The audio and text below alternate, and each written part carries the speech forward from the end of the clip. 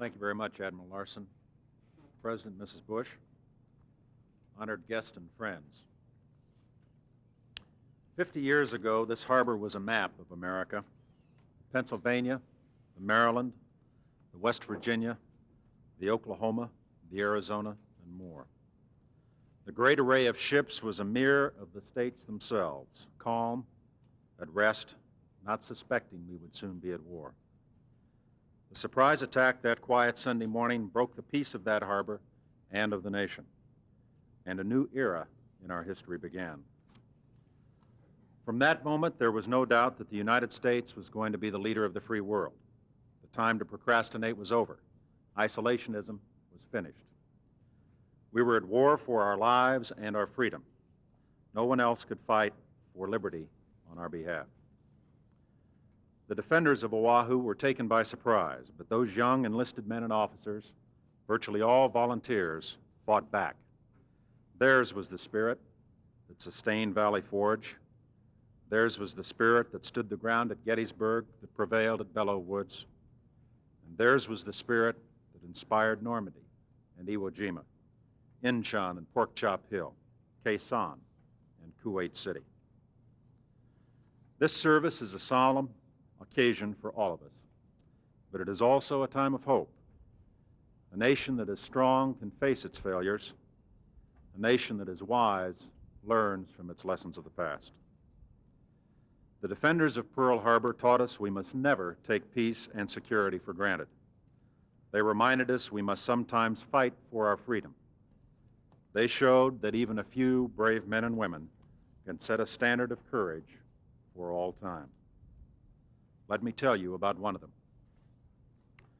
Captain Donald Ross was a junior warrant officer aboard the Nevada when the enemy struck at Pearl Harbor.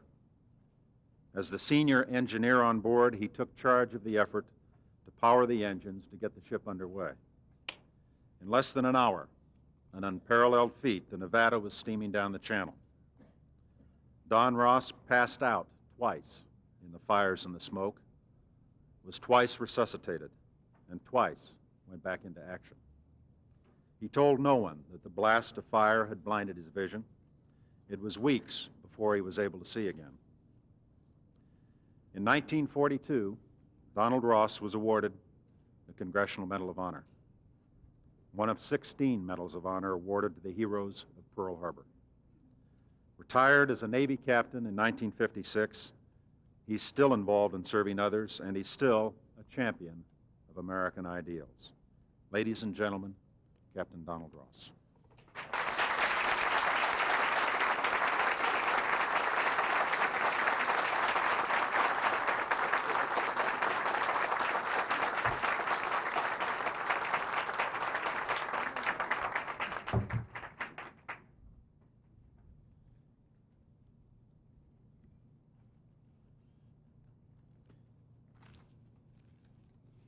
As a survivor of that attack on Pearl Harbor, it is a privilege to stand before you today as we honor our fallen comrades at arms, brave and gallant men who served their country with distinction, fell here at this place 50 years ago today.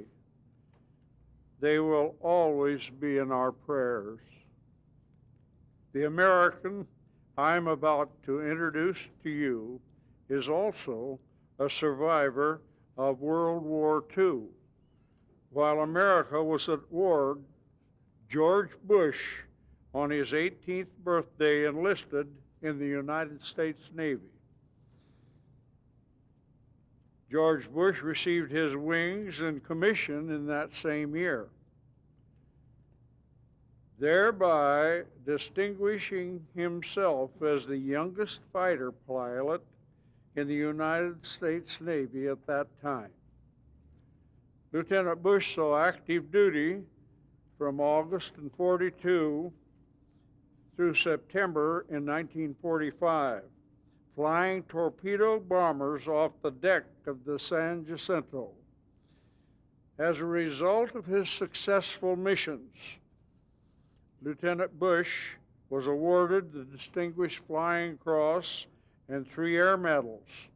Shot down and adrift at sea, George Bush knows what we went through, and like us, he remembers. As he shipmates lost, but not forgotten. Let us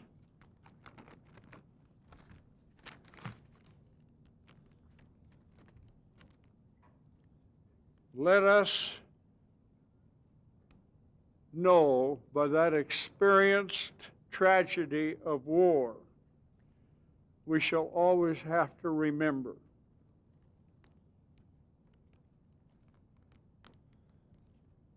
George Bush has devoted his life to the preservation of American values, and as our Commander-in-Chief, he is devoted and charged with the preservation of those values that as Americans we all hold so dear. Ladies and gentlemen, I give you the President of our United States. Thank you, Don. God bless you. Beautiful. Thank you, sir. Keep that to stick over there. That's sweet.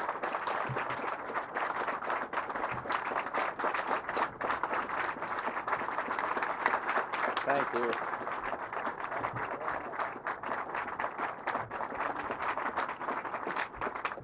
Please be seated. Thank you, Captain Ross. Thank you, sir. To our Secretary of Defense and our Chairman of our Joint Chiefs, members of our Cabinet, distinguished governors here, and so many members of the United States Congress, Admiral Larson, members of our armed forces then and now, family and friends of the Arizona and Utah, fellow veterans, thank you very much for that introduction, Don, and thank you all for that welcome. It was a bright Sunday morning. Thousands of troops slept soundly in their bunks. Some who were awake looked out and savored the still and tranquil harbor. And on the stern of the USS Nevada, a brass band prepared to play the Star-Spangled Banner. On other ships, sailors readied for the 8 a.m. flag raising. Ray Emery, who was on the Honolulu, read the morning newspaper.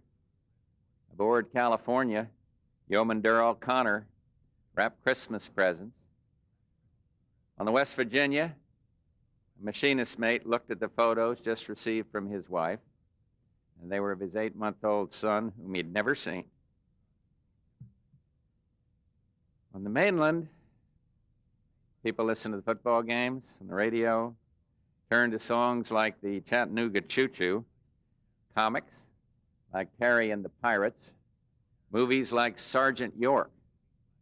In New York, families went window shopping. Out west, it was late morning, many families still at church. At first, to the American sailors at Pearl, the hum of engines sounded routine. And why not? To them, the idea of war seemed palpable, but remote. And then, in one horrible instant, they froze in disbelief. The abstract threat was suddenly real. But these men did not panic. They raced to their stations, and some strapped pistols over pajamas and fought and died.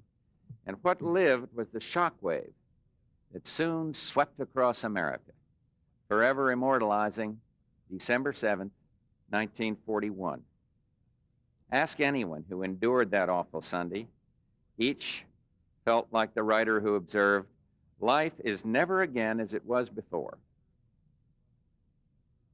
Before anyone you love has died. Never so innocent, never so gentle, never so pliant to your will. Today we honor those who gave their lives at this place half a century ago.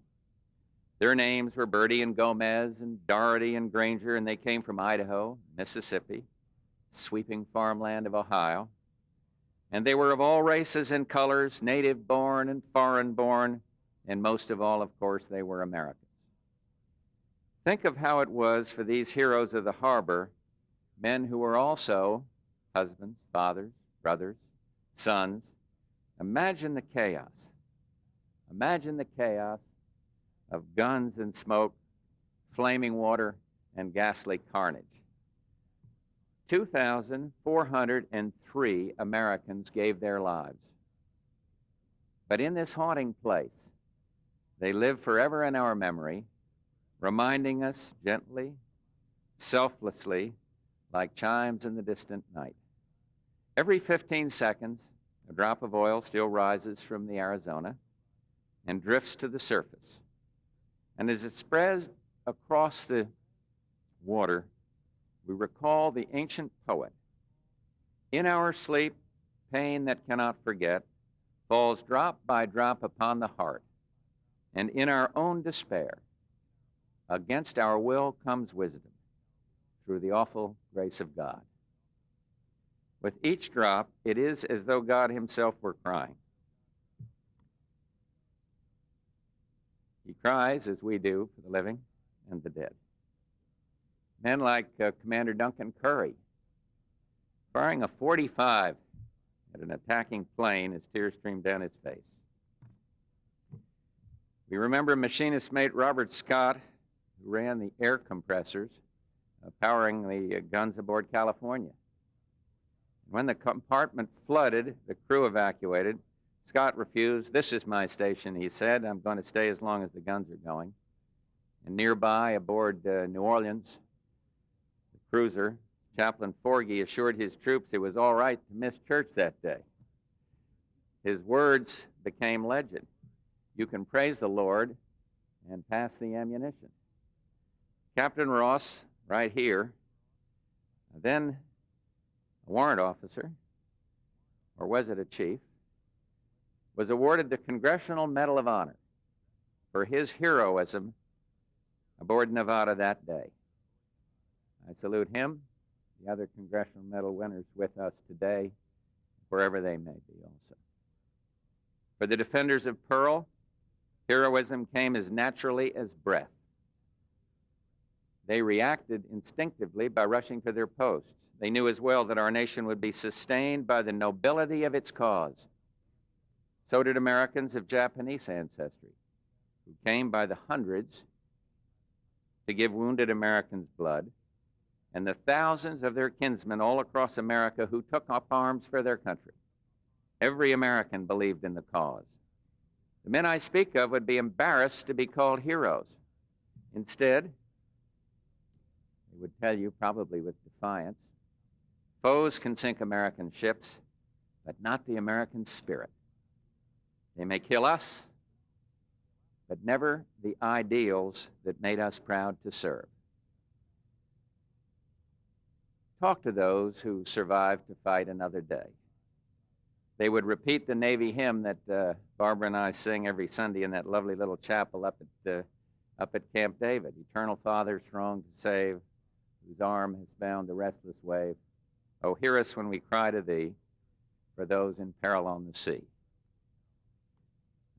Back in 1942, June of 42, I remember how Henry Stimson, the Secretary of War, defined the American soldier and how that soldier should be, and I quote, brave without being brutal, self-confident without boasting, being part of an irresistible might without losing faith in individual liberty. The heroes of the harbor engraved that passage on every heart and soul.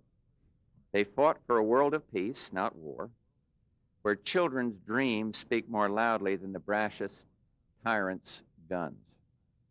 Because of them, this memorial lives to pass its lessons from one generation to the next, lessons as clear as this Pacific sky. One of Pearl Harbor's lessons is that together we could summon lightness against the dark. That was Dwight Eisenhower. Another, that when it comes to national defense, finishing second means finishing last. World War II also taught us that isolationism is a bankrupt notion. The world does not stop at our water's edge. And perhaps above all, that real peace, the peace that lasts, means the triumph of freedom, not merely the absence of war. And as we look down at, Barbara and I just did, at Arizona's sunken hull, tomb to more than 1,000 Americans, the beguiling calm comforts us, reminds us of the might of ideals that inspire boys to die as men. Everyone who aches at their sacrifice knows America must be forever vigilant. And Americans must always remember the brave and the innocent who gave their lives to keep us free.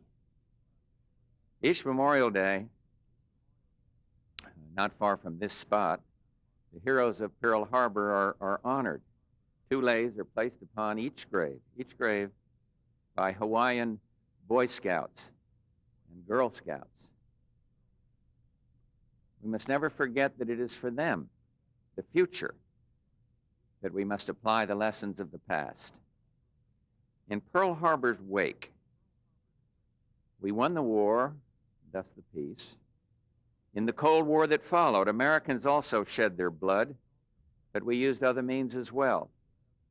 For nearly half a century, patience, foresight, personal diplomacy helped America stand fast and firm for democracy. But we've never stood alone.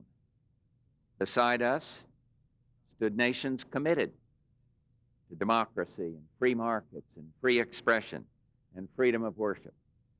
Nations that include our former enemies, Germany, Italy, Japan. This year, these same nations stood with us against aggression in the Persian Gulf. You know, the war in the Gulf was so different. Different enemy, different circumstances. The outcome, never in doubt. It was short. Thank God our casualties are mercifully few. But I ask you, veterans of Pearl Harbor, and all Americans who remember the unity of purpose that followed that momentous December day, 50 years ago, didn't we see that same strength of national spirit when we launched Desert Storm? The answer is a resounding yes. Once the war for Kuwait began, we pulled together. We were united, determined, and we were confident. And when it was over, we rejoiced in exactly the same way that we did in 1945. Heads high, proud, and grateful. And what a feeling. 50 years had passed, but let me tell you, the American spirit is as young and fresh as ever. This unity of purpose continues to inspire us in the cause of peace among nations. In their own way, amidst the bedlam and the anguish of that awful day, the men of Pearl Harbor served that noble cause, honored it. They knew the things worth living for, but also worth dying for. Principle, decency, fidelity, honor. And so look behind you at Battleship Row. Behind me, the gun turret still visible, the flag flying proudly from a truly blessed shrine. Look into your hearts and minds. You will see boys who this day became men and men who became heroes. Look at the water here, clear and quiet, bidding us to sum up and remember. One day, in what now seems another lifetime, it wrapped its arms around the finest sons any nation could ever have. And it carried them to a better world.